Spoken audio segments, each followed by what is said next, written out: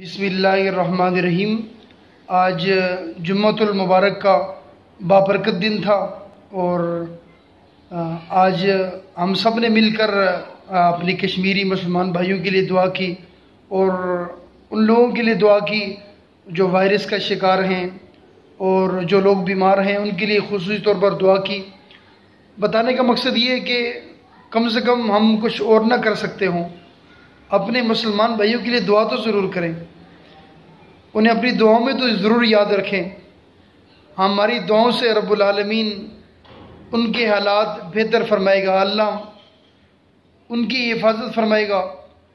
ہم ان کے لیے کچھ اور نہیں کر سکتے، دعا تو کریں، اور دعا سے بڑی طاقت کوئی نہیں ہے۔ جو کام نہ ہونے والا بھی ہو، جو دنیا کی کوئی طاقت نہ کر سکتی ہو، جب آپ اللہ کے حضور دعا کریں گے سچے دل سے، آپ کی دعا کے برکت سے رب العالمین اس کام کو آسان کر دے گا، اس کام میں آسانی ہوگی۔ کشمیر کے مسلمان بھائی آج بڑی تنگی میں، تکلیف میں، اتنے عرصے سے لاک ڈاؤن ہیں، ان کے لیے سارے مسلمان دعا کریں۔ مولا کشمیر کے مسلمانوں کو آزادی کی نعمت سے مالا مال فرما، ان کی حفاظت فرما۔ مولا جہاں بھی دنیا میں کئی مسلمان ظلم کا شکار ہیں، سب مسلمانوں کی حفاظت فرما۔ دعا کریں، ہم اب وقت دعا کرتے رہیں، دعا ایک عبادت ہے۔ جب آپ کسی کے لیے دعا کریں گے رب العالمین وہ دعا آپ کے حق میں پہلے قبول فرمائے گا۔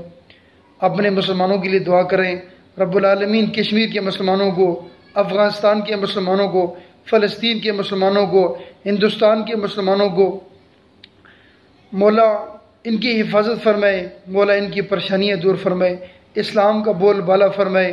رب العالمین ہم سب کو نبی علیہ السلام کے اسوہ حسنہ پر چلنے کی توفیق عطا فرمائے۔ مولا ہم دعا کر سکتے ہیں، رب العالمین ہم کمزور ہیں، مولا ہم مانتے ہیں، مولا گناہ گار ہیں، مولا ہماری اپنی خطائیں ہیں، مولا تو پھر بھی رحیم ہے، مولا تو کریم ہے، تو 70 ماؤں سے زیادہ پیار کرنے والا ہے۔ مولا ہمیں معاف فرما، مسلمانوں کی حفاظت فرما، مسلمانوں کو برکتیں عطا فرما، مولا مسلمانوں کو ترقیاں عطا فرما، مولا مسلمانوں کی عزت نصیب فرما۔ دنیا میں جہاں کئی مسلمان ظلم کا شکار ہیں، مولا سب مسلمانوں کو آزادی کے نعمت سے مالا مال فرما۔ رب العالمین ہم سب کی مسلمانوں کی دعائیں قبول و منظور فرمائے۔ رب العالمین ہماری حفاظت فرمائے، عزت کی زندگی اور شہادت کی موت نصیب فرمائے۔ وما علینا الا البلاغ المبین۔